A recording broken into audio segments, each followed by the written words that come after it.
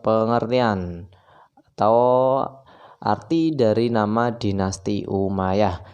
Ya, sebagaimana yang kita ketahui, ya dinasti itu adalah sebutan bagi keturunan bangsawan tertentu yang berkuasa di suatu tempat. Itulah dinasti ya. Kalau Bani, ya Bani itu dari bahasa Arab ya, yang artinya itu sebutan keluarga keturunan dari seseorang yang itu merupakan tokoh terkenal.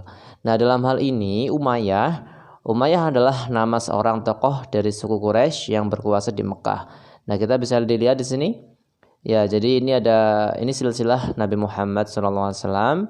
Ya, beliau sampai ke Qusay. Nah, di Abdul Manaf itu nanti Abdul Manaf mempunyai anak namanya Abdul Syam ya.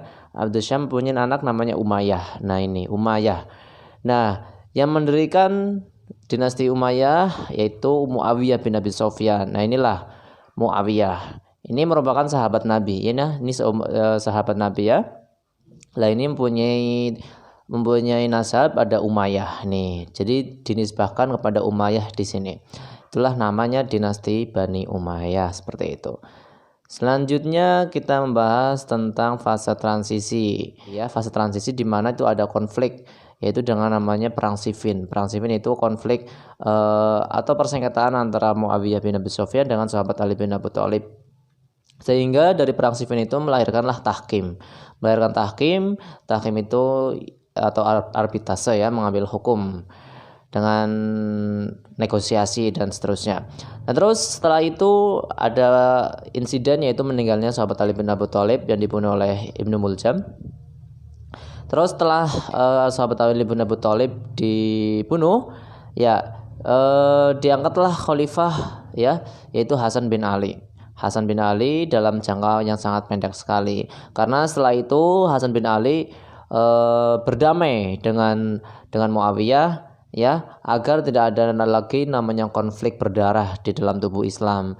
Dan perdamaian itu disebut dengan Amul Jamaah atau tahun persatuan. Nah, setelah itu baru di apa itu ya namanya ditandai. Nah, ditandai berdirinya pemerintahan Muawiyah bin Abu Sufyan. Selanjutnya kita membahas tentang dinasti Umayyah itu sendiri. Ya, teman-teman, di sini ada 14 khalifah ya. 14 khalifah, sebagai pendirinya adalah Muawiyah bin Abu Sufyan atau Muawiyah 1 ya. Terus dilanjutkan oleh anaknya yaitu Yazid bin Muawiyah, terus dilanjutkan lagi nanti oleh anaknya Yazid sendiri yaitu Muawiyah dan seterusnya. Ya, kita bisa lihat ini ada 14 ya. Ini kita lihat pohon nasabnya nih, pohon nasabnya. Jadi Umayyah nih ya. Yang pertama adalah Muawiyah dari keturunan Abu Sufyan, lalu dilanjutkan oleh Yazid, Muawiyah, dan dilanjutkan oleh keturunan dari Al-Hakam ya, yaitu Marwan, dan seterusnya sampai yang terakhir adalah Marwan II. Lah ini Abdurrahman, ini adalah kelanjutan nanti di dinasti Umayyah versi Andalusia, yaitu dinasti Umayyah II. Oke, dari 14 itu bisa dibagi secara garis besar, yaitu ada 3 fase ya, yaitu fase pembentukan, fase kemajuan, dan fase kemunduran. Sedangkan kalau fase pembentukan ya kita tahulah yang mendirikan adalah Muawiyah. Nah, dari Muawiyah sampai Yazid, sampai Marwan bin Hakam ya, sampai Abdul Malik bin Marwan, ini banyak sekali konflik internal ya, karena istilahnya baru pertama kali mendirikan kerajaan sehingga masih penuh dengan gejolak-gejolak ya. Ini di sini masih penuh dengan gejolak sehingga disebut fase pembentukan. Nah, terus fase kemajuannya itu justru di fase ketika Khalifah Al-Walid memimpin. Ya, Khalifah Al-Walid memimpin. Karena di Khalifah Al-Walid ini ekspansi wilayah Islam itu sudah sampai ke Andalusia ya. Terus dilanjutkan oleh Sulaiman bin Abdul Malik dan puncak keemasannya itu ada di Umar bin Abdul Aziz yang sebagaimana kita ketahui beliau adalah tokoh yang paling terkenal ya dalam dinasti Umayyah karena beliau adalah salah satunya khalifah yang tidak menginginkan ada namanya pertikaian sehingga kondisi masyarakat dinasti Umayyah sangat stabil. Dilanjutkan oleh Yazid bin Abdul Malik dan yang terakhir adalah fase kemajuan pada Khalifah Hisham ya, Khalifah Hisham bin Abdul Malik. Terus selanjutnya adalah fase kemunduran, yaitu fase di mana dinasti Umayyah itu sudah mulai terjadi gejolak lagi, dan gejolak ini tidak bisa dipertahankan lagi eksistensinya, sehingga runtuhlah dinasti Umayyah dengan digantikanlah sebagai dinasti Abbasiyah. Selanjutnya kita membahas tentang kondisi masyarakat Umayyah, ya, dinasti Umayyah. Teman-teman, ternyata kondisi masyarakatnya sangat stabil sekali, sangat banyak sekali ya. Tidak hanya satu golongan, tapi berbagai golongan. Ya, ada beberapa kelompok. Yang pertama jelas kelompok pendukungnya dinasti Umayyah. Ini ada di Suriah, ada di Mesir ya. Selain di basis dari keberadaan Umayyah, yaitu di Syam ya. Juga ada kelompok pendukungnya sahabat Ali bin Abi Thalib ya. Biarpun sahabat Ali sudah meninggal, tapi yang fanatik dengan beliau itu yaitu disebut dengan Syiah. Nah, itu juga banyak sekali ada di Irak dan Mesir. Selain itu, dari proses tahkim yang di awal tadi menghasilkan kelompok Khawarij. Nah, kelompok Khawarij ini juga ternyata banyak ya. Terus ada kelompok minoritas, yaitu kelompok budak Persia. Nah, ketika di fase pembentukan tiga kelompok ini berpecah ya, menjadi rivalitas, terjadi pertentangan, dan kelompok budak Persia ini justru seperti menonton dan memanfaatkan peluang itu sehingga menjadi kekuatan besar juga nantinya.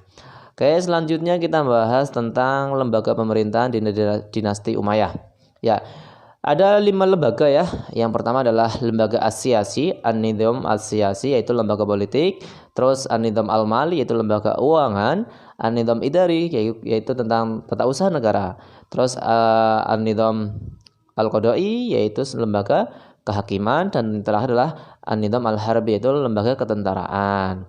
Nah, kalau melihat tentang sekretarisnya, ini ada beberapa ya. Ini nama lainnya adalah Diwanul Kitab. Nah, ini ada 5 juga. Yang pertama adalah Katib Ar-Rasail, yaitu sekretaris administrasi yang terkait tentang agenda-agenda kenegaraan ya, atau kekhalifahan. Yang kedua adalah Katib Al-Khoraj, yaitu sekretaris keuangan. Yang keenam adalah Al-Jundi, yaitu tentang tentara, Asy-Syurtah tentang kepolisian, dan Al-Qadi tentang kehakiman. Nah, di sini ada juga beberapa kemajuan ya. Kemajuan dinasti Umayyah. Ya, kita bisa melihat karena dinasti Umayyah adalah bisa dibilang kekhalifahan atau dinasti pertama dalam Islam, sehingga kemajuan ini belum terlihat semaju dari dinasti Abbasiyah. Akan tetapi dinasti Umayyah ini menjadi pondasi atau tonggak kemajuan peradaban Islam nantinya. Kita lihat di kalangan ulama yang terkenal itu ada Hasan al-Basri, ada Ibnu Syihab al-Zuhri, ada Wasil bin Atha, di mana beliau adalah tokoh dari tasawuf, kalau Wasil bin Atha adalah tokoh nantinya di Mu'tazilah. Terus selanjutnya di dalam pembangunan ada juga kemajuan, yaitu mengubah katedral Saint John di Damaskus menjadi masjid. Terus menggunakan katedral Hims sebagai masjid. Juga ada merenovasi Masjid Nabawi dan membangun Istana Qusyair Amroh dan Istana Musata sebagai tempat peristirahatan di padang pasir. Selanjutnya kemajuan lain itu ada Arabisasi. Arabisasi ini terkait nama orang atau nama tempat atau istilah-istilah lain gitu ya. Terus ada kebijakan juga terkait moneter, di mana dalam kekhalifahan dinasti Umayyah itu bisa menciptakan uang sendiri ya. Karena saat itu sebelumnya umat Islam itu hanya bisa mencetak uang atau membuat uang itu tapi dari Romawi atau Persia ya. Bahan-bahannya ataupun bentuknya ya. Terus selanjutnya adalah muncul ahli dalam bahasa Arab, yaitu Sibawayh. Terus ada sastrawan yang terkenal, yaitu Qais bin Mulawah, yang terkenal karyanya adalah Laila Majnun. Terus selanjutnya ada Ibnul Muqaffa dan Jarir. Nah, teman-teman, di akhir kita membahas juga tentang faktor-faktor kemunduran dinasti Umayyah. Yang pertama ini dalam hal sistem pergantian khalifah. Ya, pergantian khalifah menyebabkan persaingan yang tidak sehat di kalangan anggota keluarga istana. Karena mau nggak mau ada namanya sistem monarki itu juga sangat riskan sekali terhadap konflik ya. Selanjutnya latar belakang Bani Umayyah. Nah, konflik politik ini menyedot kekuatan pemerintahan ya. Apalagi ke latar belakangnya ini berasal dari konflik dengan sahabat Ali dulunya, dan ini berkepanjangan terus sehingga memunculkan ada namanya Khawarij dan Syiah yang justru itu akan menjadi bumerang bagi eksistensi dinasti Umayyah itu sendiri. Terus selanjutnya pertentangan etnis antar suku ya. Pertentangan etnis antara suku Arabia Utara atau Bani Qais dengan Arabia Selatan makin meruncing atau Bani Kalb. Nah, ini juga menjadi faktor keruntuhannya dari dinasti Umayyah. Terus selanjutnya adalah lemahnya kedaulatan pemerintahan, sikap hidup mewah di lingkungan istana, dan kurangnya perhatian penguasa terhadap agama, sehingga banyak sekali faktor-faktor yang membuat masyarakat itu justru terzalimi. Terus selanjutnya adalah muncul kekuatan baru ya. Munculnya gerakan baru yang didukung oleh Bani Hashim karena merasa dikelas duakan oleh pemerintah Bani Umayyah, sehingga nantinya akan muncul serangan atau kudeta yang dilakukan oleh dinasti Abbasiyah.